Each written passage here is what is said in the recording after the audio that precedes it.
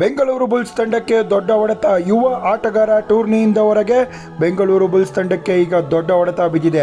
Pro kabaddi season 12 August 29ನೇ ತಾರೀಕಿಂದ start.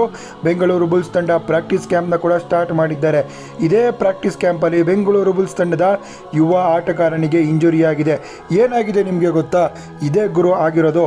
ಈಗ ಈ ಆಟಗಾರ ಇಂಜುರಿಯಿಂದ ರೂಲ್ಡ್ ಔಟ್ ಆಗಿದ್ದಾರೆ. ಇವರ ಹೆಸರು ಶ್ರೀ ತೇಜಸ್ ಅಂತ. ಸೂಪರ್ ಆದಂಥ ಆಟಗಾರ, ಒಳ್ಳೆ ಪ್ಲೇಯರು, ಒಳ್ಳೆ ಆಲ್ರೌಂಡರು.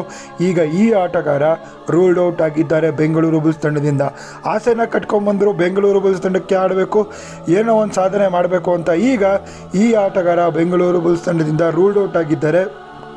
ಇವರಿಗೆ ಇಂಜುರಿ ಆಗಿದೆ ಗುರು. ಬೇಜಾರಾಗುತ್ತೆ. Big blow for Bengaluru Bulls.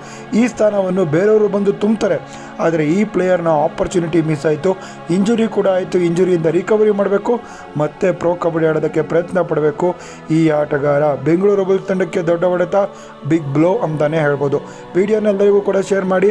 August 29ನೇ ತಾರೀಕು ಪ್ರೊ ಕಬಡ್ಡಿ ಸ್ಟಾರ್ಟ್ ಆಗುತ್ತೆ. ನಮ್ಮ ಬೆಂಗಳೂರು ಬುಲ್ಸ್ ತಂಡ ಗೆಲ್ಲಲೇಬೇಕು. ಗೆಲ್ಲೋದಕ್ಕೆ ಎಲ್ಲ ತಯಾರಿ ಮಾಡ್ಕೋತಿದ್ರೆ. ಯುವ ತಂಡ ಗುರು, ಯುವ ತಂಡದ ಹತ್ರ ಬಲಿಷ್ಠ ಆಟಗಾರರಿದ್ದಾರೆ. ಎಲ್ಲರೂ ಕೂಡ ಪರ್ಫಾರ್ಮೆನ್ಸ್ ಕೊಟ್ಟರೆ ಗೆಲ್ಲೋದಂತೂ ಗ್ಯಾರಂಟಿ.